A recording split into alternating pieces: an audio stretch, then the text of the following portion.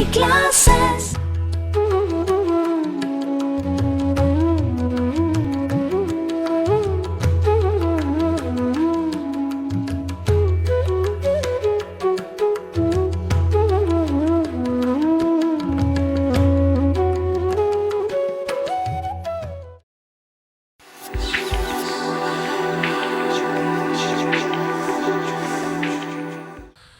तो हम अब स्केलर प्रोडक्ट पे फोकस करते हैं और देखते हैं स्केलर प्रोडक्ट दो वेक्टर्स का हम कैसे कैलकुलेट करेंगे। तो फिर से अकॉर्डिंग टू फंडामेंटल डेफिनेशन हमने यहाँ एक वेक्टर ए बना लिया, एक वेक्टर बी ड्रॉ कर लेते हैं और इन दोनों के बीच में एंगल थोड़ी देर के लिए थीटा मान लेते हैं। तो वेक्टर बी के दो कंपोनेंट्स होते हैं, एक ए के अलोंग बना लेते हैं हम, ये बी कॉस थीटा मैग्नीट्यूड का होगा और एक इसके परपेंडिकुलर होगा जिसे हम b sin थीटा लिखेंगे। तो पहले हमने बात कर लिया था कि perpendicular component of b multiplied by magnitude of a आपको वेक्टर प्रोडक्ट बताता है, उसके पास एक डायरेक्शन होता है। लेकिन अगर b का कंपोनेंट वेक्टर a के अलोंग कंसीडर करें and b cos theta multiplied by magnitude of a, ये हमें उनका स्केलर प्रोडक्ट बताएगा। तो स्केलर प्रोडक्ट की बेसिक डेफिनेशन के हिसाब से a डॉट b होता है a magnitude of a magnitude of b multiplied by cos theta. इसे हम a dot b equals to a B cos theta भी कह सकते हैं। ये एक फंडामेंटल डेफिनेशन है स्केलर प्रोडक्ट की। इसके पास कोई डायरेक्शन नहीं होता, सिर्फ और सिर्फ मैग्नीट्यूड होता है, इसलिए यहाँ कोई यूनिट वेक्टर या किसी भी तरह के वेक्टर की जरूरत नहीं है। और अगर हम b डॉट a भी लिखना चाहें तो अगर हम वेक्टर a का इधर वाला कंपोनेंट यूज करेंगे तो ये इसका इधर वाला कंपोनेंट a cos थीटा होगा और a cos theta multiplied by b, a cos theta multiplied by b हमें सेम रिजल्ट मिलने वाला है, इसलिए इसकी वैल्यू भी हम a b cos थीटा ही लिखेंगे। तो वेक्टर प्रोडक्ट में डायरेक्शन की बात होती थी, मैग्नीट्यूड तो a क्रॉस b और b क्रॉस a दोनों के सेम होते थे, a b sin थीटा। लेकिन यहाँ पर क्योंकि ये स्केलर प्रोडक्ट है, डायरेक्शन जैसे कोई बात है नहीं, इसलिए magnitude a B cos theta a dot b के लिए और b डॉट a के लिए भी a b cos थीटा ही वैलिड होगा। और आप इसे लिख सकते हैं a dot b equals to b dot a। मतलब ये कॉम्यूटेटिव लॉ को फॉलो करता है, नोट कर सकते हैं इसे। अब a dot b equals to a B cos theta, इसको थोड़ा एनालाइज करते हैं और देखते हैं इसकी क्या क्या पॉसिबिलिटीज हो सकती हैं। हमें पता है थीटा की जो वैल्यू है, मतलब दो वेक्टर्स के बीच का जो एंगल है वो 0 से लेके 180 डिग्री के बीच में हो सकता है। cos थीटा अगर एंगल 0 से 90 के बीच में है, एक्यूट एंगल है, तो cos थीटा की वैल्यू पॉजिटिव हो सकती है। अगर थीटा की वैल्यू 90 डिग्री है, मतलब वेक्टर ए और वेक्टर बी परपेंडिकुलर है, cos 90 की वैल्यू 0 होगी और ये कंप्लीट डॉट प्रोडक्ट 0 हो जाएगा। और अगर थीटा की वैल्यू ऑब्ट्यूज है, 90 से बड़ी और 180 से छोटी है, तो फिर cos थीटा की वैल्यू नेगेटिव होगी और ऐसी कंडीशन में a डॉट b की वैल्यू माइनस ए बी हो जाएगी। तो हम कह सकते हैं for theta equals to 90 degree perpendicular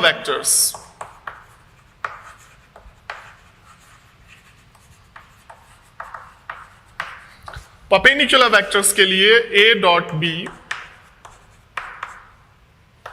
0 होता है।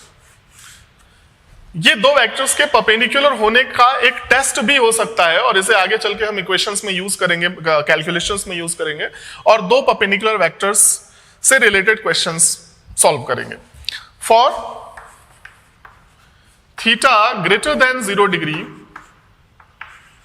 And less than 90 degree, a dot b is positive. For theta greater than 90 degree and less than equals to 180 degree, a dot b is negative। मतलब दो vectors का scalar product 0, positive और negative हो सकता है, इसे नोट कर सकते हैं। और इस कंप्लीट इंफॉर्मेशन को समराइज्ड वे में लिखा जा सकता है minus magnitude of a magnitude of b से बड़ा या इक्वल हो सकता है ए डॉट बी और ये छोटा हो सकता है magnitude of a into magnitude of b से। आप स्ट्रेट फॉरवर्ड शब्दों में ऐसा भी कह सकते हैं, माइनस ए बी से ये बड़ा होगा ए डॉट बी, और ए इंटू बी से ये छोटा होगा। ये 0 से लेके 180 डिग्री के सारी पॉसिबिलिटीज का एक समराइज्ड फॉर्मेट हो सकता है। अब बात कर लेते हैं, अगर हम किसी एक वेक्टर को सेम वेक्टर से स्केलर प्रोडक्ट करें, मतलब a डॉट ए कैलकुलेट करें, तो क्योंकि सेम वेक्टर है, दोनों एक ही डायरेक्शन में डायरेक्टेड होंगे, दोनों के मैग्नीट्यूड सेम होंगे, तो हम कह सकते हैं a इंटू कॉस जीरो की वैल्यू 1 होती है a का स्क्वायर, जैसे हम ऐसे भी लिख सकते हैं मैग्नीट्यूड ऑफ a का स्क्वायर। किसी भी वेक्टर का जब उसी वेक्टर के साथ स्केलर प्रोडक्ट किया जाता है तो वो हमेशा उस वेक्टर के मैग्नीट्यूड के स्क्वायर के इक्वल होता है। एग्जांपल के लिए, इफ mod of a equals to 5 unit और हमसे कहा जाए a dot a, then vector a dot vector a must be equal to 5 multiplied by 5, that is 25। तो किसी भी वेक्टर का जब हम सेम वेक्टर्स के साथ स्केलर प्रोडक्ट करते हैं तो वो उसके मैग्नीट्यूड के स्क्वायर के इक्वल होता है, इसे नोट कर सकते हैं। अब अगर हम positive x axis, y axis और आउटवर्ड बाहर की तरफ जेड एक्सिस, जिसे हम डॉट से रिप्रेजेंट कर सकते हैं, एक्स एक्सिस की तरफ जो यूनिट वेक्टर होता है वो आई कैप होता है, वाई एक्सिस की तरफ जे कैप होता है और जेड एक्सिस की तरफ के कैप होता है। तो अब हम ये जो unit pre defined unit vectors हैं, इनसे रिलेटेड स्केलर प्रोडक्ट के कुछ ऑपरेशंस के बारे में बात करेंगे। अगर हम आई डॉट आई की बात करते हैं, अभी हमने बात करी कि किसी भी वेक्टर के को जब हम उस सेम वेक्टर से स्केलर प्रोडक्ट लेते हैं तो वो उसके मैग्नीट्यूड के स्क्वायर होता है। आई कैप का मैग्नीट्यूड 1 है और जब हम आई कैप के साथ ही इसका स्केलर प्रोडक्ट करेंगे तो ये 1 का स्क्वायर होगा, दैट इज 1 होगा। या इसको आसानी से ऐसे भी समझा जा सकता है, आई कैप का मैग्नीट्यूड फिर इस आई कैप का magnitude multiplied by cos of angle between them which is 0। Cos 0 की वैल्यू 1 होती है और ये तीनों 1 होने की वजह से आई डॉट आई 1 हो जाता है।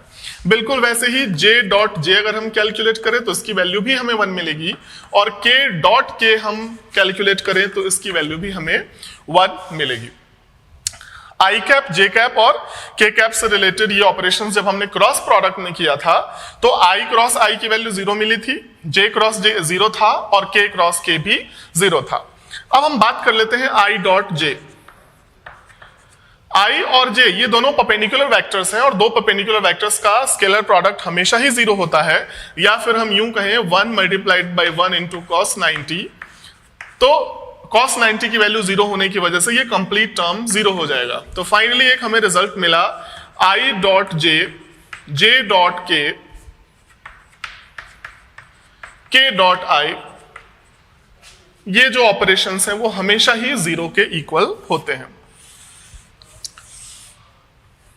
जबकि क्रॉस प्रोडक्ट में ऐसा नहीं होता था, इसे नोट कर सकते हैं। सेम कैलकुलेशन प्रोसीड करते हैं आगे के कुछ वेक्टर्स के लिए। Vector a equals to x1 i cap plus y1 j cap, vector b equals to x2 i cap plus y2 j cap. अगर हमें a डॉट b कैलकुलेट करना हुआ तो क्या करेंगे? a डॉट b के लिए हम x1 i cap plus y1 j cap dot x2 i cap plus y2 j cap use करेंगे। सिंपल जैसे नॉर्मल मल्टीप्लिकेशन करते हैं, x1 into x2, x1 x2 i dot i, फिर x1 y2 i dot j, फिर y1 x2 y1 x2 j dot i, और फिर y1 y2 j dot j plus y1 y2 j dot j। अब अगर हम इसे simplify करें तो i डॉट i अभी हमने लिखा था 1 था, x1 x2 j dot i या फिर i डॉट j दोनों ही 0 होते हैं, यहां भी 0 यहां भी 0, फिर से j डॉट j 1 होता है, यहां बन गया हमारे पास y1 y2, और इसे सिंप्लीफाई करें तो हमें मिला x1 x2 plus y1 y2। अब हम इस बात को नोट करते हैं, बार बार हमें इतना इवेलुएट नहीं करना पड़ेगा, लेंथी कैलकुलेशन हो जाएगा। अगर हम इसको देखें, ऑब्जर्व करें इस पैटर्न को, तो हमें क्या पता चलता है, x1 into x2 plus y1 into y2, मतलब कॉरेस्पॉन्डिंग कोएफिशिएंट्स को मल्टीप्लाई करके हमें सिंपली उनके पॉजिटिव नेगेटिव साइन के साथ ऐड कर देना है, तो हमें दो वेक्टर्स का स्केलर प्रोडक्ट इजीली मिल जाएगा। इसे हम एक छोटे एग्जांपल से भी समझते हैं, इसे नोट कर सकते हैं। एक एग्जांपल हम लेते हैं, वेक्टर a, या उससे पहले इस जनरलाइज फॉर्म को एक और बार लिख लेते हैं, x1 i cap plus y1 j cap plus z1 k cap. ये एक जनरलाइज्ड 3 डायमेंशनल वेक्टर है। वेक्टर b कंसिडर करते हैं, x2 i cap plus y2 j cap plus z2 k cap. अगर हम a डॉट b कैलकुलेट करना चाहते हैं तो उसके लिए फंडामेंटल प्रोसेस हम फॉलो करेंगे, x1 into x2 plus corresponding coefficients को मल्टीप्लाई करेंगे, y1 y2 plus z1 z2। Positive negative sign का जरूर ध्यान रखेंगे, अगर कोएफिशिएंट यहाँ पे नेगेटिव है तो उसे हम यहाँ नेगेटिव साइन के साथ यूज करेंगे और इस तरह से हमें स्केलर प्रोडक्ट मिल जाएगा। एग्जांपल ले लेते हैं अब, vector a equals to 2i cap plus 3j cap minus k cap, vector b equals to i cap plus 2j cap plus 5k cap. अगर हमें a डॉट b कैलकुलेट करना है तो फंडामेंटल रूल के हिसाब से 2 multiplied by 1, 3 multiplied by 2, minus 1 multiplied by 5, 2 plus 6 minus 5, जिसे लिखा जा सकता है 3। तो इस तरह से a डॉट b हमें 3 पता चल गया, एक स्केलर क्वांटिटी, इसे नोट कर सकते हैं। एक बात का ध्यान रखना बेहद जरूरी है ऐसे कैलकुलेशन में, सीक्वेंस जो है वो हमेशा i को i के साथ ही मल्टीप्लाई करना है, j को j के साथ ही मल्टीप्लाई, j के कोएफिशिएंट को j के कोएफिशिएंट के साथ ही मल्टीप्लाई करना है, एंड सो ऑन। तो स्केलर प्रोडक्ट की हेल्प से हम और क्या क्या कैलकुलेशंस परफॉर्म कर सकते हैं। सबसे पहले तो दो परपेंडिकुलर वेक्टर्स से रिलेटेड कैलकुलेशन हम स्केलर प्रोडक्ट की हेल्प से कर सकते हैं। एक छोटा सा क्वेश्चन लेते हैं हम, vector a equals to ai cap plus 3j cap plus k cap, vector b equals to ai cap plus 2aj cap plus 5k cap.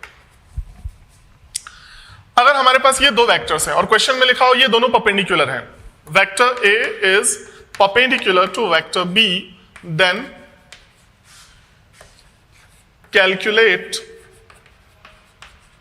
the value of A। ये जो अननोन कांस्टेंट A हमारे पास है, इसकी value calculate करनी है। तो हम क्या कर सकते हैं, तो सॉल्व करने के लिए हम सबसे पहले, क्योंकि क्वेश्चन में ऑलरेडी हमारे पास इंफॉर्मेशन है a और b म्यूचुअली परपेंडिकुलर है और a और b के परपेंडिकुलर होने की वजह से इनका जो स्केलर प्रोडक्ट है वो हमेशा 0 होना चाहिए, इसलिए हम इनका स्केलर प्रोडक्ट सबसे पहले कैलकुलेट करेंगे। a dot b must be equal to corresponding coefficients multiplied together, a square plus 6a plus 5, ये हमें मिला। क्योंकि ये दोनों वेक्टर्स परपेंडिकुलर हैं तो a डॉट b की वैल्यू होनी चाहिए 0 और a डॉट b की वैल्यू हम यहां पुट करेंगे, a square plus 6a plus 5 equals to 0। आप चाहें तो a इक्वल्स टू minus 6 plus minus b square which is 36 minus 4 multiplied by 5, 20 divided by 2a, इसका यूज कर सकते हैं। 36 माइनस 20 करेंगे हम, ये हमें मिलेगा 16 जिसका रूट होता है 4, जिसे लिखा जा सकता है माइनस 6 प्लस 4 डिवाइडेड बाई 2 और लिखा जा सकता है minus 6 minus 4 divided by 2। Minus 6 plus 4 जैसे हम माइनस 2 कह सकते हैं डिवाइडेड बाई 2, ये माइनस 1 हो गया, एंड माइनस 5 डिवाइडेड बाई 2 इसे हम लिख सकते हैं माइनस 5। तो इस तरह से हमें वैल्यू a की मिल गई for these two vectors to be perpendicular, इसे नोट कर सकते हैं। दो वेक्टर्स के स्केलर प्रोडक्ट से और क्या कर सकते हैं हम, अभी अभी हमने देखा a dot b can be written as vector a का मैग्नीट्यूड b का magnitude multiplied by cos theta.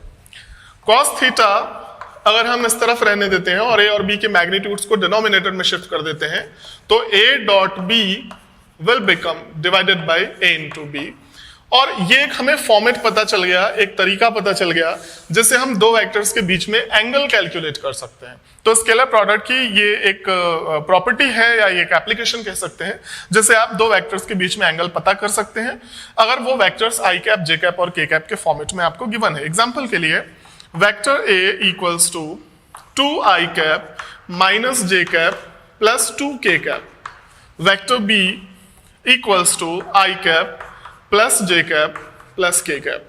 अगर हमें बताना हो इन दोनों वेक्टर्स के बीच में एंगल, तो सबसे पहले हम इन दोनों का स्केलर प्रोडक्ट कैलकुलेट करेंगे a डॉट बी। तो a डॉट बी कैलकुलेट करने के बाद हमें मिलेगा 2 multiplied by 1 minus 1 multiplied by 1 that is minus 1, 2 multiplied by 1 which is 2, 2 और 2 4 माइनस 1 3, ये हमें पता चल गया। अब जो फंडामेंटल फॉर्मूला है हमारे पास cos theta a dot B divided by a into B, a dot B की जगह पर वैल्यू हम 3 सब्स्टिट्यूट करेंगे। a का मैग्नीट्यूड अगर हम डिसाइड करना चाहें तो 2 square plus 1 plus 4, 4 plus 1 plus 4, और अगर हम b का मैग्नीट्यूड कैलकुलेट करना चाहें तो रूट में हमें मिलेगा 1 प्लस 1 प्लस 1, ये हो गया 8 9 3 हो गया और ये बन गया 3, 1 बाई रूट 3 मिला हमें। और हम कह सकते हैं theta equals to cos inverse 1 by root 3। तो स्केलर प्रोडक्ट की हेल्प से हम दो वेक्टर्स के बीच में एंगल भी कैलकुलेट कर सकते हैं और वो सारे एंगल्स कैलकुलेट कर सकते हैं जो हमने स्केलर में क्रॉस प्रोडक्ट में देखा था, पैरेलल और एंटी पैरेलल होने की कंडीशंस। a डॉट बी अगर 0 आ जाता है तो 90 डिग्री हो जाता है। cos थीटा की वैल्यू अगर ये सिंप्लीफाई करके 1 आ जाता है तो थीटा 0 होगा, माइनस 1 आ जाता है तो 180 होगा एंड सो ऑन, इसे नोट कर सकते हैं।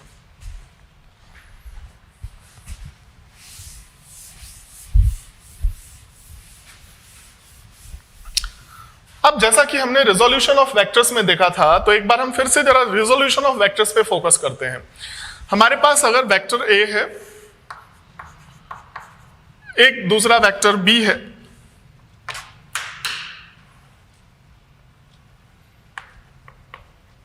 और इन दोनों वेक्टर्स के बीच में एंगल थीटा है। If we talk about the component of b along a, तो b को डिसॉल्व करके हमें एक इधर वेक्टर मिलेगा जिसका मैग्नीट्यूड होगा b cos थीटा, और एक कंपोनेंट परपेंडिकुलर होगा, वो होगा b sin थीटा। अब अगर हमें दो vectors, vector A and vector B, I cap, J cap और के कैप के कॉम्बिनेशन वाले टर्म्स में गिवन है, तो हम एक वेक्टर का दूसरे वेक्टर के अलोंग कंपोनेंट और साथ ही साथ परपेंडिकुलर कंपोनेंट भी इजीली डिसाइड कर सकते हैं। जैसे अगर हम बात करें तो component of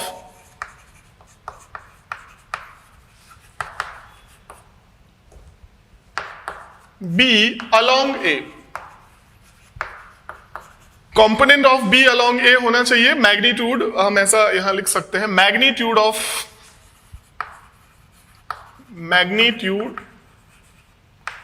component of B along A, ये होना चाहिए b cos थीटा। क्या हम b cos थीटा को ऐसा लिख सकते हैं, a dot B divided by magnitude of A, क्योंकि A B cos theta a dot B होता है, b cos थीटा को हम यही रहने देते हैं, a को डिनोमिनेटर में शिफ्ट कर देते हैं, तो हमें मिला component of b along a।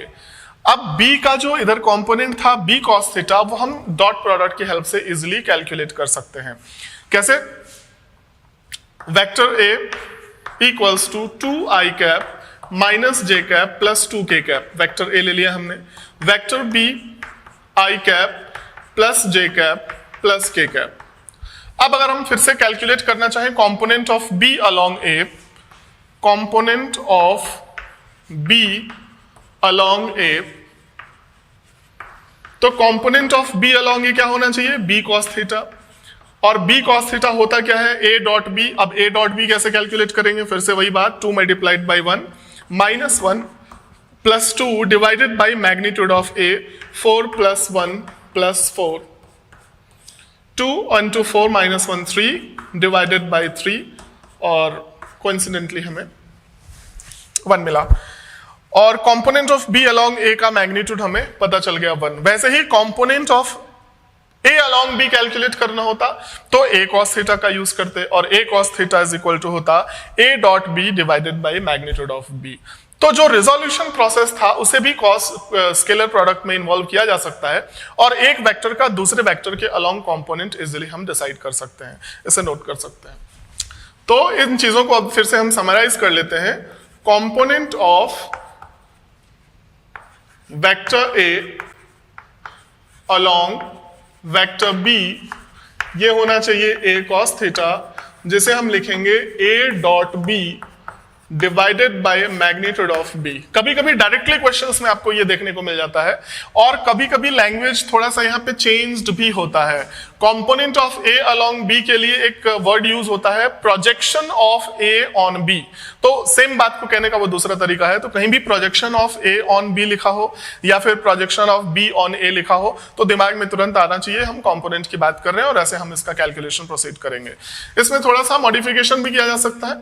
अगर हम इसको ऐसा लिख देते हैं vector A dot vector B divided by magnitude of B, तो vector B divided by magnitude of B हमें क्या मिल गया? और unit vector directed along vector B, जैसे हम बी कैप लिख सकते हैं, तो हम लिख सकते हैं vector A dot B cap, और ये हमें मैग्नीट्यूड मिलता है कंपोनेंट का, ए के कंपोनेंट का बी के डायरेक्शन में मैग्नीट्यूड मिलता है हमें। अगर बिल्कुल हम बात कर लें component of vector B along vector A, component of B along vector will have magnitude B cos theta, and according to the definition of scalar product, B cos theta must be equal to A dot B divided by magnitude of A, and in the similar manner it can also be written as A cap dot B vector.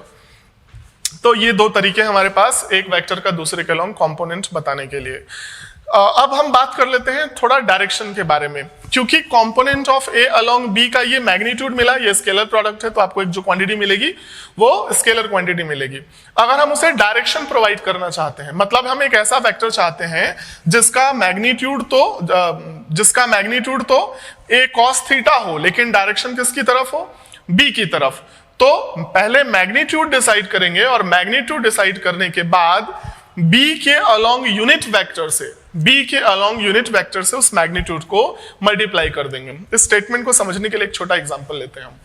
Example के लिए हमारे पास एक vector है 2i cap plus j cap plus k cap या 2k cap, और एक vector B हमारे पास है i cap plus 2j cap minus 2k cap.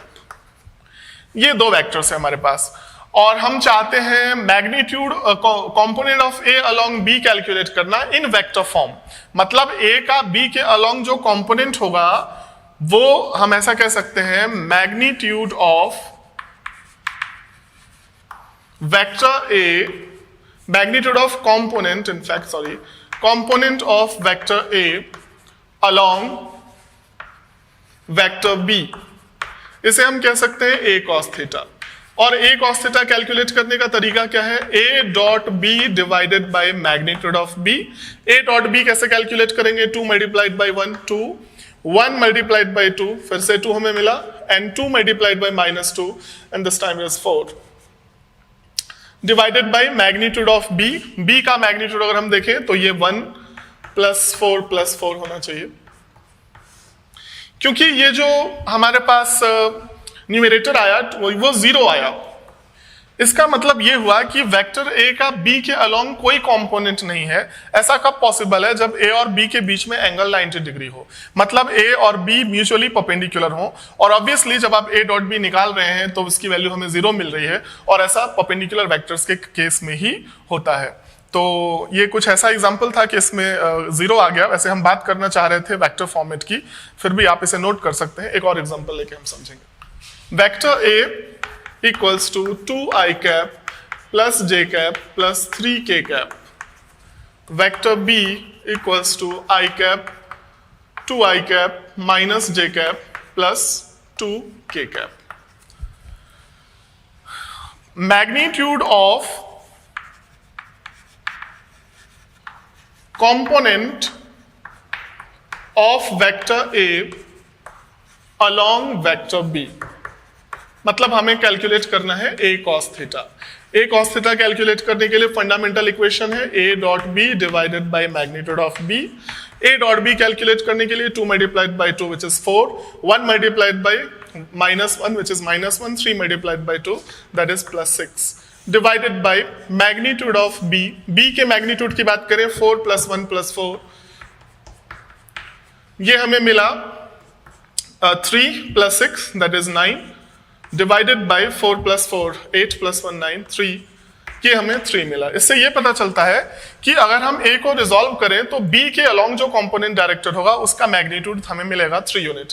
अगर हम उसे वेक्टर फॉर्म में लिखना चाहते हैं, मतलब हम एक ऐसा वेक्टर चाहते हैं जिसका मैग्नीट्यूड तो 3 यूनिट हो बट डायरेक्शन किसकी तरफ हो, b की तरफ, तो हम उसे अपने मन से एक नया वेक्टर कंसिडर कर लेते हैं c, जिसका मैग्नीट्यूड तो 3 होना चाहिए और डायरेक्शन किसकी तरफ होना चाहिए, b की तरफ। इसलिए हम डायरेक्शन प्रोवाइड करने के लिए यूनिट वेक्टर का यूज करेंगे और b के डायरेक्शन में यूनिट वेक्टर b कैप से हम मल्टीप्लाई कर देंगे। तो 3 हम एज इट इज रहने देते हैं, b कैप की वैल्यू यहां पुट कर देते हैं 2i cap minus j cap plus 2k cap और divided by its own magnitude which is, क्योंकि हमें b कैप चाहिए जो कि 3 अभी हमने कैलकुलेट किया, और हमें मिला 2i cap minus j cap plus 2k cap. तो इस तरह से हमें एक ऐसा वेक्टर मिल गया जिसका मैग्नीट्यूड जो है वो 3 यूनिट है और डायरेक्शन b की तरफ है। इसे नोट कर सकते हैं।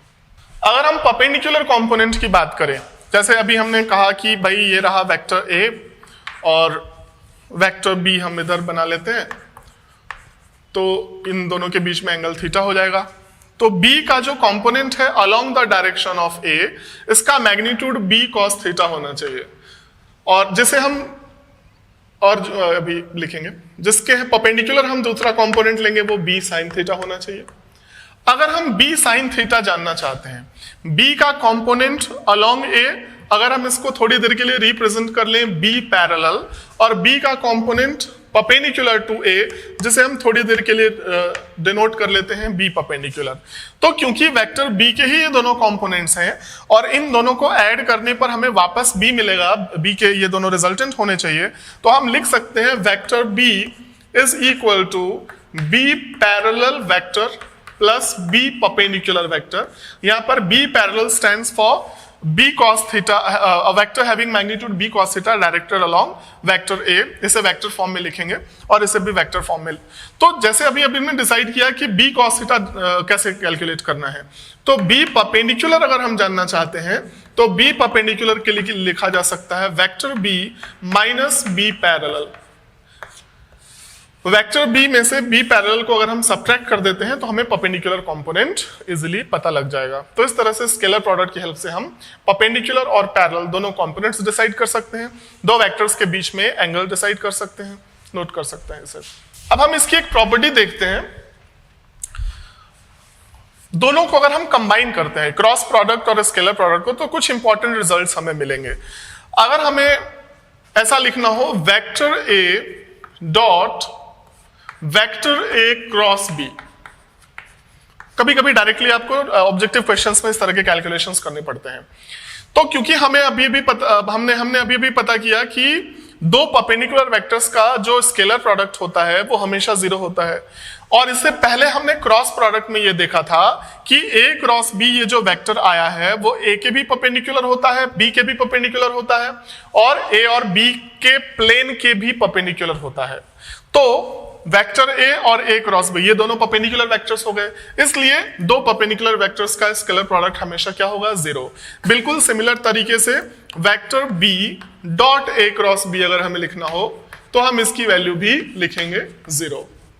इनफैक्ट वेक्टर a और वेक्टर b के प्लेन में जितने भी वेक्टर्स होंगे उन सब के ही a क्रॉस b परपेंडिकुलर होगा, इसलिए इसको जनरलाइज अगर हम करना चाहें तो अगर a प्लस b एक ऐसा वेक्टर है जो a और b के ही प्लेन में होता है, डॉट a क्रॉस b अगर हमें लिखना हो तो इसकी वैल्यू भी 0 ही होती है। या फिर vector a minus vector b इनके सब्ट्रैक्शन की बात करें तो ये भी वेक्टर a और वेक्टर b के ही प्लेन में होता है, और a क्रॉस b इस प्लेन के परपेंडिकुलर होने की वजह से इसका भी स्केलर प्रोडक्ट हमें फाइनली 0 ही मिलना है।